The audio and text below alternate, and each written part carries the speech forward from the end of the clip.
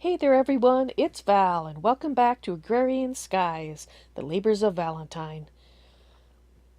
I stayed up all night last night, fixing things. Fixing lots of things. Fixing lag. Fixing crap all over the floor. It's fixed! I'm so happy! Ah, right. So, I got this working again, um, with 3, and we have nothing being caught in cracks. Well, I did find one random piece over there, but that was one single piece in about 6 hours. And I've moved the chest down. I've added additional chests to stop things from backflowing into the wrong locations. I was getting gravel in my sand sifters, etc. So that's all fixed.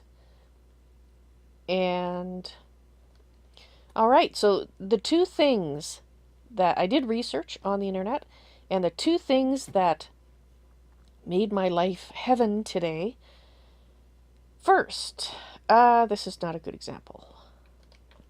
Right. This is a good example. First, I learned that receiving tesseracts should have an attached inventory. They do not cooperate kindly with pipes, item ducts, and even though they were kind of working, attaching a chest has gotten rid of a lot of the lag. Not just to this tesseract, I mean to all the tesseracts that I was using, where I'd put a tesseract and then I'd put a pipe and then I'd put a chest. Wrong. Don't connect it right here. No intervening pipe. So that's why my lag was getting worse and worse yesterday when I was trying to fix things, because I was getting rid of chests. Like, even though they were here, in over one with a pipe here, they were still kind of helping. But as soon as I got rid of that chest, oh, that's why everything I did was making it worse and worse and worse. Now, stuff all over the floor. Another fellow, in the Agrarian Sky, one of the Agrarian Skies threads, was having a similar but not quite the same issue. His issue was with crucibles and cobble being tossed out of them all over the place. But it sounded very similar, and it was suggested to him by another person that he add a chunk loader. That it was because of chunks being unloaded, that stuff ended up tossed all over the floor. So I thought, well, it won't hurt to try it. It worked for him, because he posted saying, yes, that did in fact fix the problem. So that's what I did. I created a chunk loader, and on our way out here, I will just show that to you.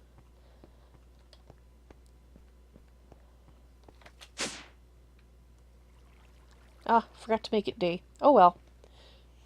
I put it here. This is basically looking carefully at the map. This is the center. So I created a chunk loader. And I've set it for 7 chunks, because when you look at the map and you count the squares, you count the square you're in as number 1. And here we're in the center, and going up 7 and down 7 includes all the land that we built. And it's been great. Unfortunately, I can't go right to the edge and show you this going around, because once I get far enough away, it stops rendering the lines. But trust me, it is covering the entire landscape. Let's just hide those lasers again. And you can tell, if you look at the ocelots, they're not going herky-jerky movement and waiting for me to come up to them before they kind of almost sort of run away. Nope, now they can race away like they're supposed to. Right, guys? I'm following you. You're not going to run away, because, okay, fine. Will you guys run away? Yeah, see, look. We still have the occasional moment of hesitation or lag now and then, but it is 1,000 times better. I was so happy And I wanted to build today, and I ended up getting sidetracked because I didn't have much time to build. But during my testing, I built the railing here, and I did finish it up. So that's something, I suppose. And I changed out the tree. We got 3 saplings from the other one that I took down using golden Nixons. This is a bigger tree. This is what I wanted. I wanted a. It's still not as big as that first one we got over there, but this is more along the size I was looking for. So there you go. Now, the chunk loader unfortunately does not fix the issue with the mob spawner. I believe it might be a RedNet issue, a bug or something. I still have to come over and flick this on and off at the start of every episode because those 3 in the back are always lit when I exit the game. But not too bad, not too bad. What else do we have to show you? We did do one liquid quest today. We made the destabilized redstone. We got an epic bag. Unfortunately, the contents weren't so epic. The cats called it, as well as did the people in chat. They said it's probably an epic troll. And it was, in fact, given that I already have 2 of these and invisibility is got limited uses, unless you want to run around naked when you're fighting things, yeah, not so useful.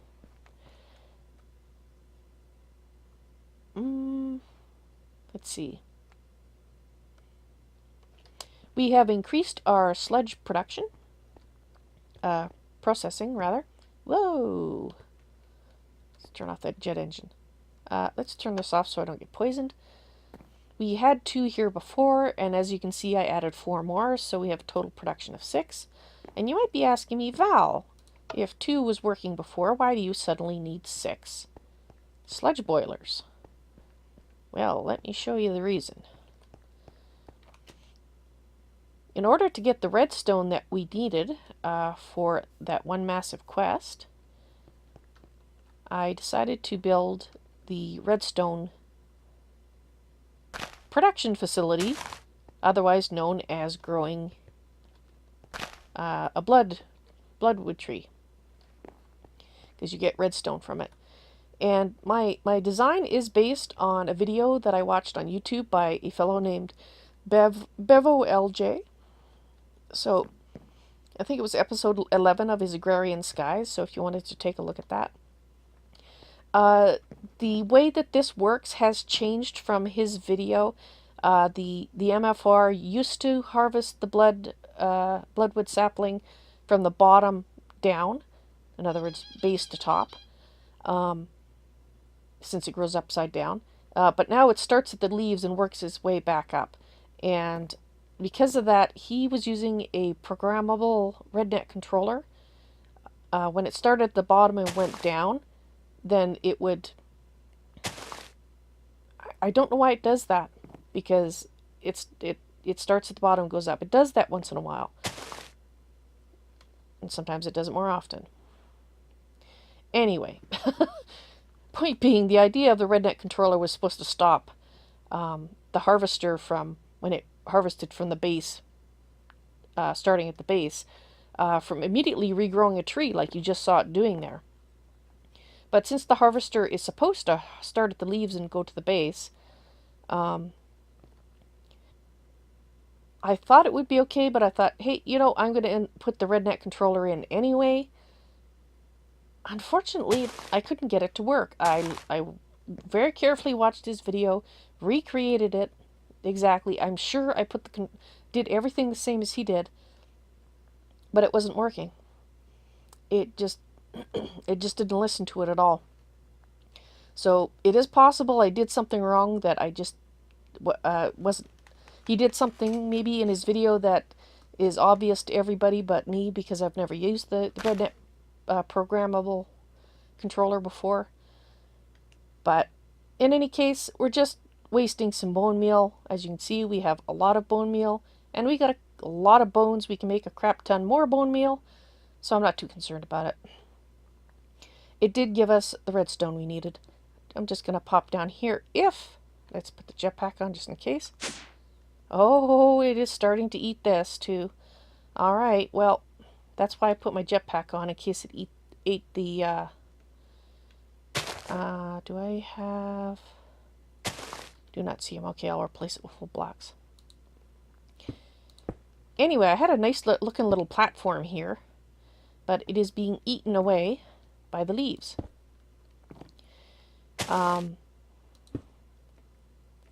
Unfortunately, I don't know how to stop that because we can't get...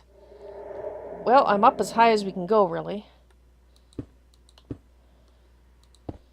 And still have room to walk around. So I've just been resorting to fixing the holes when I come down here.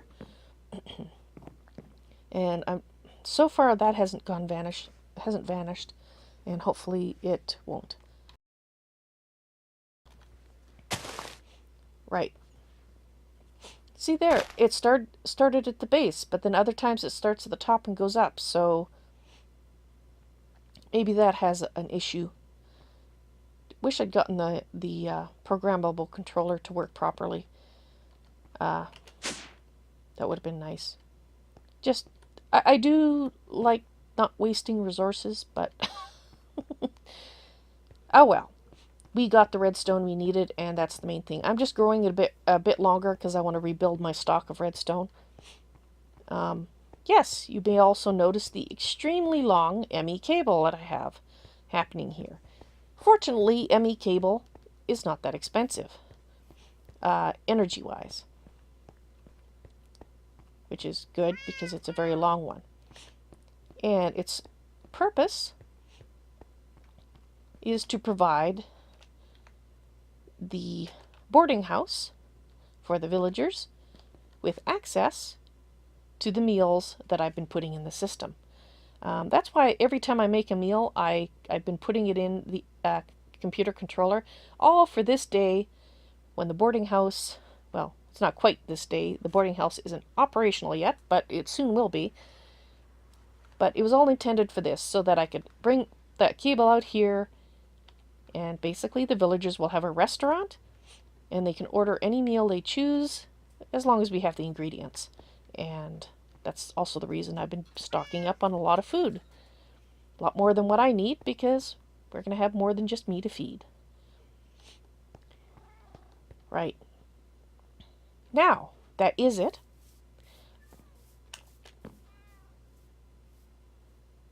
It's coming along nicely. And hopefully tomorrow I'll actually get to build on it. I was busy doing sort of little works. Oh! Yes, we have one more thing. I want to show you that the controller... Whoa! Speed demon here. Don't get in my road or you'll have tire tracks across your back. Actually, jetpack scorch marks. So we are building our 16M storage. We have the 18,000 and some odd redstone that we needed. That was the last thing that we were short on. And it's just, it's working away. Cooking up a processor. I think it's cooking up a processor.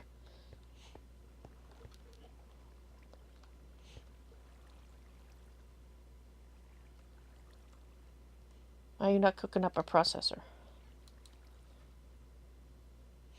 Alright, well, I'll have to look into that. It doesn't say it's missing anything, so it's not like it ran out of diamonds or something.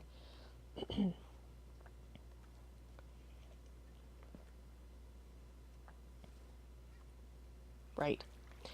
Anyway, we do have all the resources we need, and we will be turning that one in, hopefully some century soon. And just to top off, well, I guess, would it be called top off if it's actually the end of the video? I'm not sure, or the end of the tour. But over here, this is our, we have some cobblestone over there, probably about 1.5 million by now. So add about 1.5 million to this. So we're at about 7.6 million, towards our goal of 43 million cobble in order to do the cobblestone quest. Alright, well, I think that's enough show and tell for today. I hope you enjoyed the tour. I am so enjoying that, not dropping stuff everywhere, and the lag is so non-existent. It's fabulous. You have a good day. Talk to you later. Bye.